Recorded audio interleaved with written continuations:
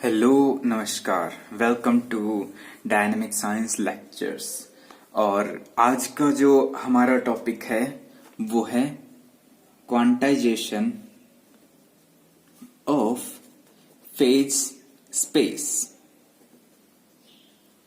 पहली बात क्या है कि हम क्लासिकल स्टैटिस्टिकल मैकेनिक्स से क्वांटम स्टैटिस्टिकल मैकेनिक्स में ट्रांजिशन कर चुके हैं। पहली बात आपको ये पता होनी चाहिए, ठीक है। हम इतने लेक्चर्स में हम बात कर रहे थे क्लासिकल स्टेट मैक की। उसमें आपके पास एक आइडिया था। किसका आइडिया था? एक फेज स्पेस का आइडिया था, ठीक है। फेज स्पेस क्या होता है? एक पोजीशन और एक मोमेंटम स्पेस, ठीक है। उसको हम फेज स्पेस बोलते हैं।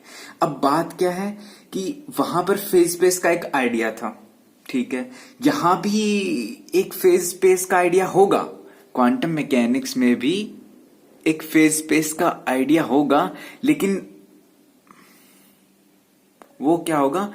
इस क्लासिकल फेज स्पेस से अलग होगा। कैसे? देखो भाई, जैसे आपका क्लासिकल मैकेनिक्स में फेज स्पेस होता है, ठीक है। वहां पर क्या है, आप एक पॉइंट लगा सकते हो। मतलब इस इंस्टेंट पे एट t इक्वल्स टू 0 उसका पोजीशन ये है और मोमेंटम ये है, ठीक है। आप एक रिप्रेजेंटेटिव पॉइंट लगा सकते हो। और क्या होता है, जैसे जैसे टाइम आपका इवोल्व होता है, जैसे जैसे टाइम आपका t1 t2 t3 होता है, तो वैसे वैसे ये आपका पॉइंट क्या करता है, आपको मूव करता है इस स्पेस के अंदर। मतलब उसका टाइम के साथ पोजीशन और मोमेंटम क्या होता है, चेंज होता है, ठीक है। जैसे जैसे चेंज होता है वैसे वैसे आप अलग अलग पॉइंट लगा सकते हो इस तरह से। और आप क्या करते हो, उन पॉइंट्स को मिला देते हो और वो क्या बन जाता है, आपका फेज स्पेस ट्रेजेक्ट्री। लेकिन भाई क्वांटम मैकेनिक्स में ये वाला आइडिया लॉस्ट हो जाता है। क्यों? क्योंकि आप एक पॉइंट स्पेसिफाई नहीं कर सकते, ठीक है ना। आप एक पॉइंट स्पेसिफाई नहीं कर सकते तो आपका ये लाइन किस तरह का बन जाता है? ये आपका एक फजी तरह का लाइन बन जाता है, बिल्कुल एक फजी तरह का। देखो ऐसा आप एक पॉइंट नहीं लगा सकते, आप ऐसा सा कुछ बना सकते हो रफली, सिर्फ आप ऐसा कुछ बना सकते हो। फिर आप क्या बात करते हो, आप ये कहते हो कि यहां पर देखो, ध्यान देना इस स्टेटमेंट में मैं क्या बोल रहा हूं। आप एक लाइन ड्रॉ नहीं कर सकते, लेकिन आप इस तरह का कुछ बना सकते हो, ठीक है। और फिर आप क्या कह सकते हो कि यहां पर, ठीक है, यहां पर time t equals to t1 पर इस पार्टिकल के पाए जाने की इतनी प्रोबेबिलिटी है, ठीक है। आप सिर्फ इतनी बात कर सकते हो। आप ये नहीं कह सकते कि पार्टिकल एग्जैक्टली यहां है, ठीक है ना। उस पार्टिकल का पोजीशन ये है और मोमेंटम ये है, नहीं, ये आप नहीं बता सकते। आप सिर्फ इतना बता सकते हो कि उस पार्टिकल के इस टाइम पर पाए जाने की प्रोबेबिलिटी या फिर उसका पोजीशन और मोमेंटम ये हो सकता है, ठीक है। आप एग्जैक्टली नहीं बता सकते। क्यों? रीजन है आपका हाइजेनबर्ग अनसर्टेनिटी प्रिंसिपल, ठीक है। यहां पर ऑलवेज कुछ ना कुछ अनसर्टेनिटी रहती है, आप एग्जैक्टली स्पेसिफाई नहीं कर सकते। अब क्या? अब हमारा जो क्वांटम मैकेनिक्स में फेज स्पेस है वो कैसा हो जाता है? देखो भाई, हम ये तो नहीं कर सकते, हम कोई पॉइंट तो नहीं लगा सकते, लेकिन हम क्या करेंगे, हम इसको स्मॉल आपके बॉक्सेस में ब्रेक कर लेंगे, ठीक है। हम स्मॉल बॉक्सेस में ब्रेक कर लेंगे। जैसे ये आपका लाइन कुछ इस तरह से था ना, देखो ये। अब हम क्या कर लेंगे, इसको स्मॉल बॉक्सेस में डिवाइड कर लेंगे, ठीक है। फिर हम क्या करेंगे, इस स्मॉल बॉक्स के अंदर, देखो अभी तो मैं आपको वैसे बता रहा हूं, ध्यान देना। इस स्मॉल बॉक्स में इस पार्टिकल के पाए जाने की प्रोबेबिलिटी क्या है, हम ये बता सकते हैं, ठीक है ना। हम क्या कर सकते हैं, हम पॉइंट नहीं लगा सकते, लेकिन हम क्या कर देंगे, उसको स्मॉल बॉक्सेस में उसको डिवाइड कर देंगे, उस पूरे स्पेस को, ठीक है। और फिर बात कर लेंगे कि उस एक बॉक्स में, ठीक है, उस पार्टिकल के पाए जाने की प्रोबेबिलिटी कितनी है। ये तो बात कर ही सकते हैं हम, कोई पॉइंट तो नहीं लगा सकते, लेकिन उसको हम स्मॉल बॉक्स में हम उसको कन्फाइन जरूर कर सकते हैं, ठीक है। उस बॉक्स का क्या होगा, अगर ये 2 डायमेंशनल है तो कुछ एरिया होगा, अगर 3 डायमेंशनल है तो कुछ वॉल्यूम होगा, ठीक है। अब मैं क्या बता रहा हूं कि चलिए ये बाद में बताते हैं। पहले हम इसको डिवाइड करते हैं। कैसे करेंगे? मान लीजिए ये आपका एक 2 डायमेंशनल क्या है, फेज स्पेस है। ठीक है, 2 डायमेंशनल फेज स्पेस है। ये आपका एक्स है, ये आपका पी एक्स है। ठीक है, वो पार्टिकल एक ही डायमेंशन में मूव हो सकता है। ठीक है, अब क्या करेंगे आप इसको ब्रेक करेंगे, या फिर कह सकते हो आप छोटी छोटी लाइनें इसमें ड्रॉ करेंगे कुछ इस तरह से। ठीक है, ऐसे कर दिया और फिर ऐसे कर दिया। हम क्या करेंगे, उसको छोटे छोटे सेल में ब्रेक करेंगे। ठीक है, ये स्मॉल स्मॉल सेल हो गया, और हम इसको इस सेल को इतना छोटा करेंगे जितना छोटा हम इसको कर सकते हैं। ठीक है ना, हम क्या करेंगे, ये वाला जो सेल है इसको हम इतना छोटा करेंगे जितना हम इसको कर सकते हैं। ठीक है, इतना इतना छोटा छोटा कर लेंगे इसको, उतना छोटा करेंगे जितना हम इसको कर सकते हैं। ध्यान देना इस बात पे। ठीक है, इतना छोटा करेंगे हर एक सेल को। ठीक है, लेकिन क्या होता है, लेकिन भाई एक इंटरेस्टिंग सी कहानी होती है। वो क्या होता है, ये आपका हाइजेनबर्ग अनसर्टेनिटी प्रिंसिपल अब आगे आके आता है। ठीक है, जितना हम इसको स्मॉल करते जाते हैं उतना ही होता जाता है, लेकिन एक लिमिट आती है।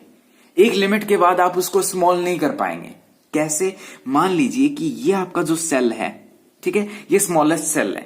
ठीक है, ये आपका सेल है स्मॉलेस्ट। ठीक है, अब देखो मैं क्या बता रहा हूं, क्वांटम मैकेनिक्स में आप उसको इतना स्मॉल कर सकते हो कि उसकी डायमेंशन आपकी h हो जाए। ठीक है, उसकी डायमेंशन कितनी हो जाए, h हो जाए। अब क्या भाई, अब आप उसको और भी ज्यादा स्मॉल करना चाहते हो। ठीक है ना, मान लो ये है आपका डेल x। ठीक है, इस डायरेक्शन में डेल x है और इस डायरेक्शन में क्या होगा, डेल px। ठीक है, अब आप क्या करना चाहते हो, इसको और ज्यादा स्मॉल करना चाहते हो। मान लो आप इसको डेल x डायरेक्शन में स्मॉल कर रहे हो। ठीक है भाई, देखो ये बहुत इंटरेस्टिंग है, ये बहुत बहुत ज्यादा इंटरेस्टिंग है, ये आपकी आंखें खोल देगा। ठीक है, देखो क्या है कि आपने ये स्मॉलेस्ट सेल बना ली। ठीक है, आप इसको और ज्यादा, आप इसको छोटा बनाना चाहते हो। ठीक है, हम क्या करेंगे, इसको एक्स डायरेक्शन मान लीजिए छोटा बनाए, तो वो कैसा हो जाएगा, एक्स डायरेक्शन में तो वो ऐसा हो जाएगा और छोटा हो गया। लेकिन क्या होगा, ये वाई डायरेक्शन में इसका विड्थ बढ़ जाएगा। ठीक है, क्या होता है, आपने इसको एक्स डायरेक्शन में तो कन्फाइन कर दिया, लेकिन वाई डायरेक्शन में क्या हो जाता है, इसका विड्थ बढ़ जाता है कि हाँ भाई पकड़ो मुझे। देखो क्या है, जो हमारा पार्टिकल है वो इसी के अंदर है, इसी के अंदर है कहीं ना कहीं। ठीक है, अब हम इस पार्टिकल को क्या करना चाहते हैं, कन्फाइन करना चाहते हैं। कन्फाइन करने के लिए हम इसकी डायमेंशन और कम करेंगे। मान लीजिए हमने एक्स डायरेक्शन में तो कम कर दिया, लेकिन क्या होता है, ये वाई डायरेक्शन में उसका डायमेंशन बढ़ जाता है। सही है ना। देखो ये कौन सा हो गया, अब देखो, अब मैं बताता हूं ये है क्या, ये है आपका हाइजेनबर्ग अनसर्टेनिटी प्रिंसिपल। यही एक रीजन है कि आप इसका जो विड्थ है वो, या फिर विड्थ कह सकते हो, फिर इसका एरिया वो h से कम नहीं कर सकते। समझ रहे हो ना। देखो यहां पर इसकी डायमेंशन एरिया की नहीं है, जो h है आपका उसके डायमेंशन एंगुलर मोमेंटम की है, लेकिन अभी हमारा डायमेंशन से मतलब नहीं है, अभी तो हम ज्योमेट्रिकल बात कर रहे हैं। ठीक है, ज्योमेट्री से क्या होगा, ये एक डायमेंशन है, एक डायमेंशन ये, तो इनका क्या होगा, एरिया होगा। तो उस एरिया को आप h से कम नहीं कर सकते। समझ रहे हो ना मेरी बात को, आप उस एरिया को h से कम नहीं कर सकते। देखो आप एक डायरेक्शन में कम कर दिया तो दूसरी डायमेंशन में क्या हो जाता है, ये बढ़ जाता है। देखो यहां से अगर आप डेल x है, ठीक है, वो मान लीजिए आप लिखते हो तो वो क्या आ जाता है, h upon del P X. ठीक है, आप क्या कर रहे हो, अगर आप इस डेल पी एक्स को आप कम कर रहे हो तो क्या हो जाता है, डेल x इनफाइनाइट हो जाता है। ठीक है, अगर आप यहां से देखो इसको कम कर रहे हो, इसको कम करोगे तो ये मान लीजिए ये तो कम हो गया, लेकिन जो डेल x है वो क्या हो जाता है, इनफाइनाइट हो जाता है, ये बहुत बहुत ज्यादा बढ़ जाता है। समझ रहे हो ना। आप अगर इसका मोमेंटम कन्फाइन कर रहे हो तो इसका पोजीशन आपको उसका प्राइस पे करना पड़ेगा, और अगर आप उसका पोजीशन आप कन्फाइन करना चाहते हो तो मोमेंटम में आपको प्राइस पे करना पड़ेगा। यही तो अनसर्टेनिटी प्रिंसिपल। ठीक है, अब यही रीजन है कि जो क्वांटम स्टैट मैक में जो फेज स्पेस होता है वो आपका क्लासिकल मैकेनिक्स में फेज स्पेस से डिफरेंट होता है। समझ रहे हो ना ये बात। ठीक है भाई, तो अब देखो जो स्मॉलेस्ट सेल है वो होता है आपका h। ठीक है, वो क्या है, स्मॉलेस्ट सेल, जितना आप कर सकते हो, बात इतनी सी है। ठीक है, अब देखो अब मैं क्या बता रहा हूं कि ये एक सेल है। अब मैं क्या डिफाइन कर रहा हूं, ये एक सेल है, ये आपकी एक क्वांटम स्टेट को डिफाइन करता है। क्या बोल रहा हूं, ये आपका एक सेल है, वो आपकी एक सिंगल क्वांटम स्टेट को डिफाइन करता है। समझ रहे हो ना, यहां से आपकी जो क्वांटम मैकेनिक्स है वो भी स्ट्रांग होती जा रही है धीरे धीरे। ठीक है ना, ये जो एक सेल है वो क्या डिफाइन कर रहा है, एक क्वांटम स्टेट, एक सिंगल क्वांटम स्टेट। फिर हम क्या बताते हैं, किसी भी पॉइंट का या फिर किसी भी पार्टिकल का इस क्वांटम स्टेट में पाए जाने की प्रोबेबिलिटी कितनी है। ठीक है ना, हम क्वांटम मैकेनिक्स में सिर्फ इतना ही बात कर सकते हैं कि इस सेल में पाए जाने की प्रोबेबिलिटी कितनी है। ठीक है, और वो किससे मिलती है हमें, वो मिलती है हमें वेव फंक्शन से। ठीक है, वेव फंक्शन ही इस आपकी स्टेट का आपका पूरा सब कुछ बताता है। ठीक है, समझ गए। अब देखो अगर इफ, अब मैं देखो आपके स्टेटमेंट लिखूंगा, if cell of size h पर डिग्री ऑफ फ्रीडम, या फिर कह सकते हो h to the power f पर f डिग्रीज ऑफ फ्रीडम, पर f डिग्री ऑफ फ्रीडम। ठीक है, क्या होता है, merge into a single quantum state. समझ गए, समझ रहे हो ना। अगर देखो, अगर यहां हमने वन डायमेंशन लिया, ठीक है, तब हमारा क्या बन गया, h बन गया। ठीक है, वैसे अगर हम इसको f डायमेंशनल लेते हैं, मतलब उसकी डिग्रीज ऑफ फ्रीडम f है, तो क्या बन जाएगा, वो बन जाएगा h to the power f dimensional. ठीक है, यहां पर तो हमने एक एरिया लिया है, लेकिन वहां क्या बन जाएगा, h to the power f dimensional एक सेल बन जाएगा। उसको हम क्या बोलेंगे, एक सिंगल क्वांटम मैकेनिकल स्टेट। ठीक है, अब देखो, अब इस फेज स्पेस के अंदर अगर हम कोई एक वॉल्यूम स्पेसिफाई करते हैं, ठीक है, एक वॉल्यूम हमने स्पेसिफाई किया है, उसको हम बोल दिया डेल्टा गामा। ठीक है, उसको हम क्या बोल दिया, डेल्टा गामा। अब मैं क्या बता रहा हूं, द सेट ऑफ माइक्रोस्कोपिक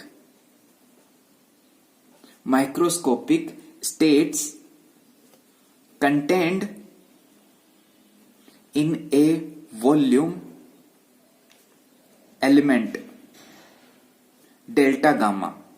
ठीक है, क्या होगी, वो होगी डेल्टा गामा अपॉन, देखो ये क्या बता रहा हूं, नंबर ऑफ माइक्रोस्कोपिक स्टेट। देखो ये हमने एक सिंगल जो सेल लिया उसको हमने क्या बोला, क्वांटम स्टेट बोला। ठीक है, और यहां पर क्वांटम स्टेट क्या होगी, माइक्रोस्टेट्स। सही है ना, नंबर ऑफ माइक्रोस्टेट्स, और एक क्वांटम स्टेट है, इसका मतलब क्या हो गया, वो एक्सेसिबल माइक्रोस्टेट है। समझ रहे हो ना, वो क्या होगी, एक्सेसिबल माइक्रोस्टेट। अब देखो क्या बोल रहे हैं, a set of microscopic state contain in volume element delta gamma, क्या होगी, delta gamma upon number of microstates के लिए क्या करेंगे, जितने वॉल्यूम है हमारे पास उनको डिवाइड कर दो, सॉरी जो स्मॉलेस्ट वॉल्यूम है उसको डिवाइड कर दो। स्मॉलेस्ट वॉल्यूम क्या होगा, h to the power f। सही है ना। अब देखो इसमें कितने सेल हैं, कितने सेल है वो किससे बताएंगे, ये पूरा सेल, इसका वॉल्यूम डिवाइडेड बाय एक सिंगल सेल का वॉल्यूम, वो क्या बताएगा, कितने नंबर ऑफ सेल है इस वॉल्यूम के अंदर। वो जो नंबर ऑफ सेल है वो क्या बता देगा, कितने नंबर ऑफ माइक्रोस्टेट्स हैं। ठीक है, यहां से देखो क्वांटम मैकेनिकल फेज स्पेस के अंदर माइक्रोस्टेट्स की डेफिनेशन भी चेंज हो गई। सही है ना, यहां पर माइक्रोस्टेट्स की डेफिनेशन कुछ यहां से दी जाती है। ठीक है, अब देखो, अब मैं क्या बता रहा हूं, अब एक और स्टेटमेंट में पास करूंगा, क्या करूंगा, a discrete quantum state occupies a volume equal to hf in cellular quantum mechanical phase space। अब देखो इसको हमने सेल में डिवाइड कर दिया, तब इसको क्या बोल दिया, सेलुलर बोल दिया। ठीक है, सीधी सी बात है सेलुलर का मतलब। अब देखो क्या बोल रहे हैं, ए डिस्क्रीट क्वांटम स्टेट। देखो एक सिंगल सेल किसको रिप्रेजेंट करेगी, एक क्वांटम स्टेट, एक सिंगल क्वांटम स्टेट को, अब क्या बोल रहे हैं, a discrete quantum state occupies a volume equal to hf in cellular quantum mechanical phase space। अगर आपने इस फेज स्पेस को क्वांटम मैकेनिकल फेज स्पेस में बना दिया है, ठीक है, तब ये जो सिंगल सेल है जिसका वॉल्यूम कितना हो जाए, h to the power f हो जाए, जितना स्मॉल आप कर सकते हो, ठीक है, h to the power f हो जाए, तब क्या होगा, वो सिंगल क्वांटम स्टेट, ठीक है, तब वो जो फेज स्पेस क्या बन जाएगा, वो बन जाएगा आपका क्वांटम मैकेनिकल फेज स्पेस। ठीक है, यहां से आपका क्वांटम मैकेनिकल फेज स्पेस का जो डेफिनेशन है वो आपका आ चुका है। अब हम क्या करते हैं, अब हम एक एग्जांपल लेंगे, एक एग्जांपल से समझेंगे। क्या लेते हैं, फॉर एग्जांपल, क्या, consider a particle enclosed in A 3 dimensional cubical box. ठीक है, जो आपने 3 डायमेंशनल बॉक्स जो क्वांटम मैकेनिक्स में पढ़ा है ना, हम सिर्फ उसी की बात करेंगे। उसमें क्या होता है, देखो जो हमने इक्वेशन डिफाइन की थी, क्या थी, एच एन था ना, एच एन। यहां पर एक सिंगल पार्टिकल की बात करें तो एन इक्वल्स टू 1 हो जाएगा, नंबर ऑफ पार्टिकल था ना कैपिटल एन। ये क्या था, psi I Q equals to E I psi I Q. ठीक है, यहां से ये जो साई आई है वो क्या हो गया, वो हो गया, देखो वेव फंक्शन, मैं लिख देता हूं, wave function of a single particle, a single particle in ith state, ith quantum state. ठीक है, ये क्या है, वेव फंक्शन है किसका, ए पार्टिकल, एक सिंगल पार्टिकल का, किसमें, किसी ith क्वांटम स्टेट में। यहां सब्सक्रिप्शन आई है, इसका मतलब ये है। देखो एक एक चीज का मतलब समझना पड़ेगा आपको, तभी आपको चीजें क्लियर होंगी। ठीक है, और EI क्या है, EI है energy eigen value of single particle when it is in the particle quantum state I। देखो अगर वो किसी क्वांटम स्टेट I के अंदर है, तब उस पार्टिकल का जो एनर्जी है वो किसके इक्वल है, इस EI के इक्वल है। ठीक है, बस ये चीज क्लियर होगी, यहां से ये सब क्लियर हो गया। ये क्या है, हैमिल्टोनियन है किसका, जब number of particle equals to 1 हो। अब हम ये लिखेंगे एच एन इक्वल्स टू 1, वो क्या होता है, सीधी सी बात है, काइनेटिक एनर्जी क्या होता है, p² अपॉन 2m।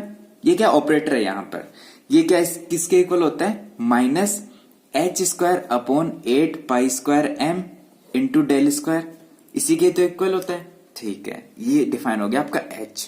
अब हम डिफाइन करेंगे साई आई, वो क्या होगा, psi I Q equals to तीनों वेव फंक्शन का मल्टीप्लीकेशन, वो क्या होगा, n1 into Sai n2 into Sai n3।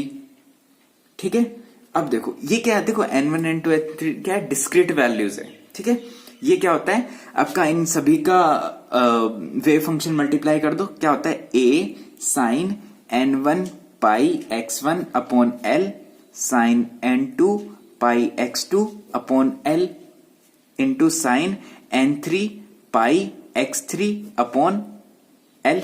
ठीक है, ये L क्या है, उस बॉक्स की डायमेंशन। ठीक है, और यहां से वॉल्यूम क्या होगा, देखो वॉल्यूम लिख देता हूं मैं L3। ठीक है, उस बॉक्स का जो वॉल्यूम है वो क्या है, L3 है। ठीक है, ये चीज क्लियर हुई। अब बात करते हैं एनर्जी लेवल की। ठीक है, एनर्जी लेवल क्या होगा, En equal to En1 plus En2 plus En3। ठीक है, क्या हो जाएगा, h² अपॉन 8ml² इंटू में n1² plus n2² plus n3²। ठीक है, ये किसके इक्वल हो जाएगा, h² upon 8ml² into n²। सही है, ये क्या होगी उसकी एनर्जी। अब देखो भाई, अब मैं क्या बोल रहा हूं, ये जो एनर्जी है वो किसके ऊपर डिपेंड कर रही है, इस n पे। ठीक है, ये n कैसे लिखा जाता है, n1² plus n2² plus n3²। ये क्या है, n1 n2 n3 का कॉम्बिनेशन है। समझ रहे हो ना? ये क्या है, n1 n2 n3 का कॉम्बिनेशन है। वो क्या है, पॉजिटिव इंटीजर्स है। देखो मैं लिख देता हूं, n1 n2 n3 क्या है, पॉजिटिव इंटीजर्स है, 1 2 3 4। ठीक है, यही है। अब देखो, अब मैं क्या बता रहा हूं कि देखो, ये एक सिंगल क्वांटम स्टेट, कोई भी एक क्वांटम स्टेट है जिसकी कुछ स्पेसिफाइड एनर्जी होगी। ठीक है, क्या होगी, एक स्पेसिफाइड एनर्जी होगी। वो किसके ऊपर डिपेंड करेगी? आप एक 3 डायमेंशनल क्या ड्रॉ करो, एन स्पेस ड्रॉ करो। क्या ड्रॉ करो, एक 3 डायमेंशनल एन स्पेस ड्रॉ करो। उसमें आप कोई भी पॉइंट लगाओगे वो उसके ऊपर डिपेंड करेगी। समझ रहे हो ना? एक 3 डायमेंशनल, देखो ये मैंने n1 लिया, ये n2 लिया, ये n3 लिया। ठीक है, आप 3 डायमेंशनल क्या लो, एक एन स्पेस लो, जिसके अंदर क्या होगा, आप कोई भी एक पॉइंट लगाओगे, उसका कुछ ना कुछ वैल्यू होगा। मान लीजिए इस पॉइंट का वैल्यू है n1 का वैल्यू 2 3 और 4, ऐसा कुछ है। ठीक है, तो वो क्या स्पेसिफाई करेगा, एक फिक्स क्वांटम स्टेट, ठीक है, जिसकी एनर्जी क्या होगी, 2 का स्क्वायर प्लस 3 का स्क्वायर प्लस 4 का square equals to 2 plus 9 plus 16, क्या होगा, 25 प्लस 2 27। उसका एनर्जी क्या होगा, 27 h square upon 8 ml square, ये एनर्जी होगा। ठीक है, अब देखो भाई, अब हम क्या बताते हैं, अब मैं कुछ डिफाइन करने जा रहा हूं। क्या डिफाइन कर रहा हूं कि फॉर लार्ज एन क्या डिफाइन कर रहा हूं, इसका वॉल्यूम। देखो भाई, जो total number of energy state है वो किसके ऊपर डिपेंड करेगी, इस एन पे, ये जो एन है इसके ऊपर डिपेंड करेगी। और वो कैसे डिफाइन करेंगे हम, इस स्पेस के अंदर उसका टोटल वॉल्यूम। ठीक है, उसका टोटल वॉल्यूम क्या होगा, वो मैं देखो फिलहाल एक टर्म लिख रहा हूं, वो आपको बाद में समझ आएगी मैं ये क्यों लिख रहा हूं, ओमेगा ई एन। ठीक है, अब देखो सबसे पहले हम इसका वॉल्यूम लिखेंगे, क्या होगा, 4/3 पाई एन क्यूब, यही होगा। ठीक है, अब मैं किससे मल्टीप्लाई कर रहा हूं, 1/8 से। क्यों कर रहा हूं, वो इसलिए कर रहा हूं कि जो क्या बोल रहा हूं मैं, ये जो पॉजिटिव इंटीजर्स हैं वो सिर्फ इसके एर्थ क्वाड्रेंट में ही होंगे। किसमें, फर्स्ट एर्थ में। कैसा होता है, देखो अगर आपका 2 डायमेंशनल स्पेस है, ठीक है, मान लीजिए ये x है, ये y है, ये क्या होगा, -x, ये होगा -y। तो जो इन दोनों की पॉजिटिव वैल्यूज किसमें होगी, फर्स्ट क्वाड्रेंट में।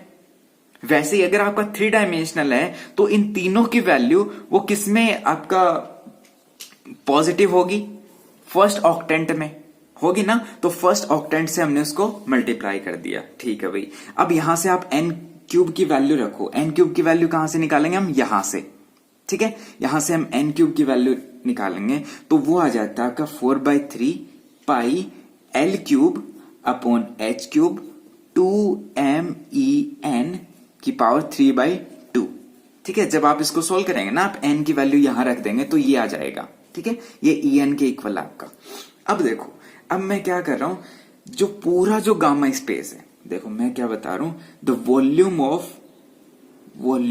ऑफ गामा स्पेस, वो क्या है, इस गामा स्पेस का वॉल्यूम किससे दिया जाता है, वो मैं एक टर्म स्पेसिफाई कर रहा हूं, ओमेगा आर ई। वो क्या होता है, D cube x into D cube P, यही तो होगा, सही है ना, यही तो होता है। अब यहां से डी क्यूब एक्स क्या होता है, इसका वॉल्यूम एल क्यूब इंटू क्या बच गया, डी क्यूब पी। ठीक है, अब देखो ये क्या आएगा, डी क्यूब पी। बताओ, यहां से आप पी का वैल्यू क्या रखोगे, स्क्वायर रूट ऑफ 2me। ठीक है ना, यहां से पी क्या होता है, स्क्वायर रूट ऑफ 2me। जब आप ये वैल्यू रखते हो तो ये क्या बनता है, पी क्यूब बनता है ना। ठीक है, तो देखो ये आपका बन जाएगा एल क्यूब 4/3 पाई पी क्यूब, सही है ना, पाई पी क्यूब। इसका वॉल्यूम क्या बन जाएगा, इसका वॉल्यूम 4/3 पाई पी क्यूब, ये क्या बन जाएगा, एल क्यूब इंटू 4/3 पाई पी की जगह ये वैल्यू रख दो, वो क्या आ जाएगा, 2/3 ई 3/2। ये आ गया ना। अब देखो ये किसके इक्वल है, यहां से देखो ये क्या, ये जो इतना वाला जो टर्म है इसके इक्वल है ना। इस ओमेगा ईएन में जो इतना वाला जो टर्म है इसके इक्वल क्या है, ये ओमेगा ई आर। ये क्या है, ये जो गामा स्पेस है उसका टोटल वॉल्यूम। ठीक है ना, जो गामा स्पेस है उसका टोटल वॉल्यूम क्या है, ये। और वो किसके इक्वल है, यहां पर इसके। देखो आपको एक एक चीज समझ आएगी। यहां से देखो हमारा जो ओमेगा ई एन क्या आ जाएगा, वो था आपका 4/3 pi L cube upon H cube 2MEN3/2। ठीक है, अब देखो मैं क्या बता रहा हूं, हाँ, ये किसके इक्वल था, ये हमारा ओमेगा ई के इक्वल, ओमेगा आर के इक्वल, तो ये आ गया आपका omega R EN divided by HQ। अब देखो, अब इसको समझाता हूं मैं। ये जो मैंने स्पेसिफाई किया ओमेगा EN, ये क्या है, ये है नंबर ऑफ माइक्रोस्टेट्स, या फिर कह दो gamma cells, number of gamma cells. अब देखो हमने क्या किया, ये जो ओमेगा EN है, मैंने पहले क्या बोला था, जो n स्पेस है उसका वॉल्यूम, ठीक है, n स्पेस का वॉल्यूम। लेकिन अभी ये हमारे पास क्या आया, जो टोटल वॉल्यूम था, जो हमारा गामा स्पेस का वॉल्यूम क्या था, वॉल्यूम ऑफ गामा स्पेस, वो किसके इक्वल आया था, L³ 4/3 पाई 2ME3/2। ठीक है, वो क्या है, अब यहां से देखो ये क्या है, टोटल गामा स्पेस का वॉल्यूम, ठीक है, टोटल गामा स्पेस का वॉल्यूम डिवाइडेड बाय H³। देखो यहां पर क्यूब आया, क्यूब क्यों है, क्योंकि ये हमारा 3D बॉक्स है ना, ये क्या है, हमारा 3D बॉक्स है, इसलिए यहां पर क्या आ गया, क्यूब आ गया। ये क्या है, ये है आपका स्मॉलेस्ट सेल, जितना स्मॉल आप कर सकते हो, स्मॉलेस्ट सेल। ठीक है, और ये ऊपर वाला क्या आया, ये आया टोटल वॉल्यूम। ठीक है ना, यही तो हमने शुरुआत में डिफाइन किया था। क्या डिफाइन किया था, जो नंबर ऑफ माइक्रोस्टेट्स है वो किससे डिफाइन की थी, डेल्टा गामा, जो वॉल्यूम लिया था डिवाइडेड बाय h⁻f, यही तो लिया था। जो आपका स्मॉल वॉल्यूम है divided by the volume of smallest cell, वो क्या आ गया, नंबर ऑफ माइक्रोस्टेट्स। यहां पर ये जो ओमेगा EN है वो क्या बताता है, ये जो टोटल वॉल्यूम, उस फेज स्पेस का पूरा volume divided by smallest cell का वॉल्यूम, वो क्या आ गया, वो आ गया आपकी नंबर ऑफ माइक्रोस्टेट्स। ठीक है, ये आपका आ गया। अब देखो, अब मैं आपको थोड़ा सा और आगे लेके जाता हूं, वो कैसे, द कॉम्बिनेशन ऑफ, अभी हम 3D बॉक्स में ही है, the combination of N1 N2 N3, ठीक है, gives only one number, only one number, क्या, n² equals to N1² plus N2² plus N3²। ठीक है, इसका मतलब क्या है, इसका मतलब क्या है, अगर आप कुछ कोई भी 6 स्टेट्स, मान लो आप कोई 6 स्टेट्स आप कंसीडर करो, कौन सी, साई 1 2 3, साई 2 2 1 3, साई 3 2 1, ठीक है, साई 3 1 2, साई 2 3 1 और साई 1 3 2। अब देखो यहां पर ये किसकी value, N1 N2 N3, N1 N2 N3, इस तरह से ये वैल्यू है। अब देखो इन सभी की एनर्जी क्या है, सेम है। अब मैं क्या लिख देता हूं, इनकी एनर्जी वो क्या है, सेम है, इन सब की एनर्जी सेम है। इसका मतलब क्या है, ये क्या है, ये डीजेनरेसी दिखाता है, डीजेनरेसी। देखो अगर आपका पार्टिकल 3D बॉक्स में है, ध्यान देना इस स्टेटमेंट पे, अगर आपका पार्टिकल 3D बॉक्स में है, ठीक है, और उसका एनर्जी कितना है, EN किसके इक्वल हो गया, वो हो गया देखो 1² प्लस 2² प्लस 3², मतलब 9 4 13 14, वो हो गया आपके 14 π² h² अपॉन 8ml²। अगर उसका एनर्जी इसके इक्वल है, तब उसका क्या होगा, एनर्जी जो डीजेनरेसी होगा G, वो कितना होगा, वो 6 होगा, 6 डीजेनरेसी होगा। अब ये जो डीजेनरेसी वो क्या बताएगा, वो बताएगा आपका नंबर ऑफ माइक्रोस्टेट्स। अब देखो यहां पर एनर्जी सेम है सबके लिए, ये वही आ गया, कौन सा, माइक्रो कैनोनिकल एनसेंबल। उसमें क्या होता है, जितने भी आप एनसेंबल लेते हो उनकी एनर्जी NVE वो क्या होता है, सेम होता है उनकी एनर्जी। वही काम यहां तो हो रहा है, आपकी 6 स्टेट्स आ रही हैं, ठीक है, उन सभी 6 स्टेट्स का एनर्जी क्या है, सेम है।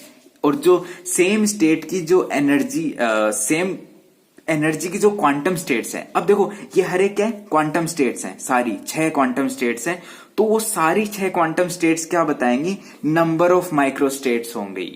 ठीक है, इस पर्टिकुलर एनर्जी के लिए वो क्या होंगी, 6 नंबर ऑफ माइक्रोस्टेट्स होगी। इसका मतलब एज वी इंक्रीज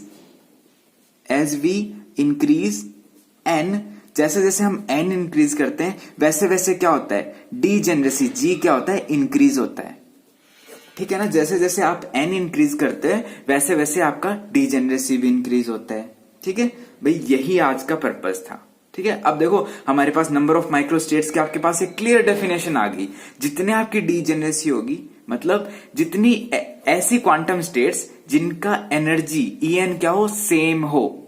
ठीक है, वो क्या बताएंगे, आपके नंबर ऑफ माइक्रोस्टेट्स बताएंगे। किसमें, क्वांटम मैकेनिकल फेज स्पेस के अंदर। ठीक है भाई, इतना ही काम हुआ। अब देखो इसका एग्जाम्पल आपका सीधा सा है, एक किसी भी गैस में क्या कंटेंट है, आइडियल गैस। ठीक है, देखो इसका जो एग्जाम्पल है ना वो क्या है, एन आइडियल गैस। ठीक है, वो इसका सीधा सा एग्जाम्पल है, क्योंकि जो एक सिंगल पार्ट, इसमें बहुत से पार्टिकल्स है, उनके बीच क्या नहीं होता, इंटरेक्शन नहीं होता। तो each particle is described quantum mechanically. ठीक है, कैसे, क्योंकि वो इस तरह से लगता है जैसे वो पूरे बॉक्स में अकेला हो। ठीक है, क्योंकि उसकी इंटरेक्शन तो है नहीं। तो क्या बोल रहे हैं कि each particle is then one of the accessible single particle quantum state. ठीक है, बस यही है। तो आज के लेक्चर में सिर्फ इतना ही, आगे हम नेक्स्ट में पढ़ेंगे आपकी क्लासिकल लिमिट। तो तब तक आप पढ़ते रहिए, खुश रहिए। Thank you.